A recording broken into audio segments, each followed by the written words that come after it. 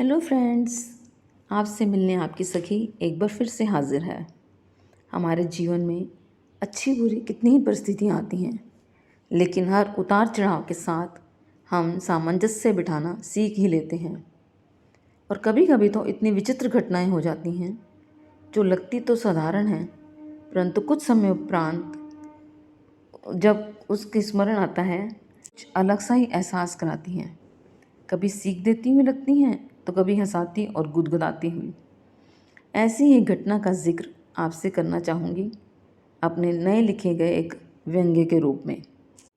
एक शाम मैं अपने बाहर गार्डन में एक बड़ी सी पाइप लेकर अपने पौधों को सींच रही थी।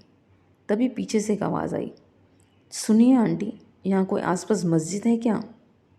अचानक से आवाज़ सुनकर मैंने पीछे मुड़कर देखा तो मोटरसाइकिल पर सवार एक आदमी, अच्छे खासे डील डोल वाला और जो लगभग मेरी उम्र का रहा होगा, मुझे आंटी कहकर संबोधित कर रहा था।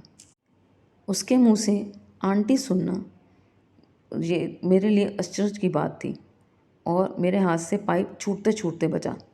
मुझे बुरा लगा कि वो मुझसे बड़ा दिखने वाला आदमी मुझे ही आंटी कह रहा था। अरे भैया, कम से कम अपनी उम्र का तो लिहाज करते। यूँ भी हम औरतों को अपनी उम्र के बारे में बताना या आंटी सुनना, तौबा तौबा, ये तो बेहद ही खलता है। दोबारा उसके आंटी कहने पर मुझे भी ना जाने क्या शरारत सूझी। मैंने बोला, नहीं अंकल, यहाँ आसपास मस्जिद तो नहीं है, अलबत्ता कुछ बुजुर्गवार चेहरे चौराहे पर बैठते हैं जो बच्चों को बड़े और छोटे की उम्र का फ़र्क सिखाते हैं और अच्छे लहजे में बात करना भी सिखाते हैं। वो शख्स पहले तो मेरी शक्ल आश्चर्यपूर्वक देखने लगा। शायद वो मेरी बात का आशय नहीं समझ आता और फिर से वो मुझे आंटी कह बैठा। अब तो मज़े लेते हुए मैंने भी कहा कि अंकल प्लीज़ आप किसी और से पूछ लें और अपनी मोटरसाइकिल को भी पीछे कर लें, क्योंकि मेरी पानी की पाइप कट जाएगी।